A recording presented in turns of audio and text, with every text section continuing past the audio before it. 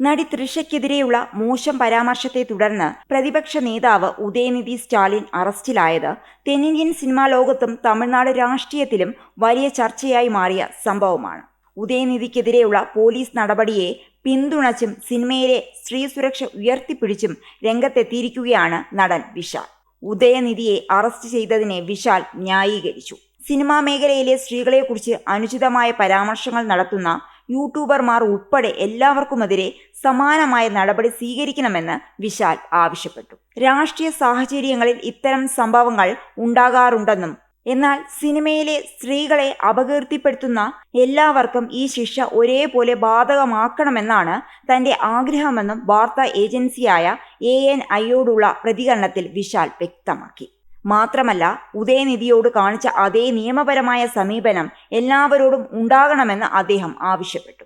Cinema മേഖലയിലെ സ്ത്രീകളെ ലക്ഷ്യമിട്ട് സോഷ്യൽ മീഡിയയിലൂടെയും യൂട്യൂബിലൂടെയും നിരന്തരം മോശം പരാമർശങ്ങളും ട്രോളുകളും നടത്തുന്നവർക്കെതിരെയും നിയമം കർശനമായി നടപ്പാക്കണമെന്ന് വിശാൽ ആവശ്യപ്പെട്ടു. നമ്മുടെ വനിതാ സഹപ്രവർത്തകരെക്കുറിച്ച് പരസ്യമായി മോശം പരാമർശങ്ങൾ നടത്തുന്ന നിരവധി യൂട്യൂബർമാരുണ്ട്. അതിനാൽ അവർക്കും സമാനമായ പെരുമാറ്റച്ചട്ടം ഉണ്ടാകണമെന്ന് ഞാൻ ആഗ്രഹിക്കുന്നുവെന്നും വിശാൽ കൂട്ടിച്ചേർത്തു. കാവേരി സമരത്തിനിടെ തൃഷയെക്കുറിച്ച് ഉദയനിധി നടത്തിയ ഇരട്ട അർത്ഥമുള്ള പരാമർശങ്ങൾക്കെതിരെ തമിഴക വെട്രി കഴകം TVK പാർട്ടിയുടെ വനിതാ വിഭാഗം തഞ്ചാവൂർ പോലീസിൽ നൽകിയ പരാതിയിലാണ് ഉദയനിധിക്കെതിരെ ഈ നടപടിയുണ്ടായത്. തഞ്ചാവൂരിലെ സെങ്കിപ്പെട്ടി പോലീസ് സ്റ്റേഷനിൽ വെച്ച് ഉദയനിധിയെ 1 മണിക്കൂറോളം ചോദ്യം ചെയ്ത ശേഷമാണ് പോലീസ് വിട്ടയച്ചത്.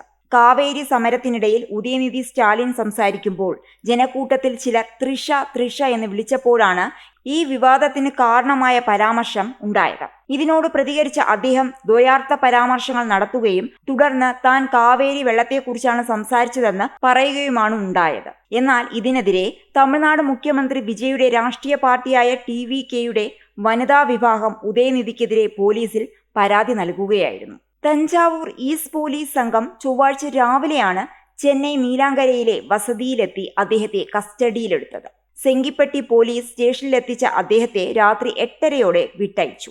തുടർന്ന് ചെന്നൈയിലേക്ക് വിമാനമാർഗം മടങ്ങി. ഉദയനിധി മുൻകൂർ ജാമ്യ ഹർജി സമർപ്പിച്ചതിനെ തുടർന്ന് ഉച്ചയ്ക്ക് 12 വരെ അറസ്റ്റ് ചെയ്യുന്നതിന് മദ്രാസ് ഹൈക്കോടതി വിലക്കുണ്ടായിരുന്നു. ഇക്കാരണത്താൽ വീട്ടിൽ നിന്ന് ഉദയനിധിയെ കസ്റ്റഡിയിലെടുക്കുകയും പിന്നീട് ചോദ്യം ചെയ്യാനായി പോലീസ് വാഹനത്തിൽ കയറ്റിയ ശേഷം അറസ്റ്റ് രേഖപ്പെടുത്തുകയുമായിരുന്നു.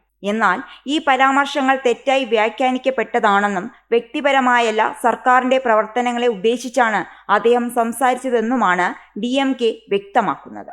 ഈ നടപടി തമിഴ്നാട്ടിൽ വലിയ രാഷ്ട്രീയ വിവാദങ്ങൾക്ക് വഴി തുറന്നിട്ടുണ്ട്. വിഷയത്തിൽ തൃഷയുടെ പ്രതികരണം ഇതുവരെ ഉണ്ടായിട്ടില്ല.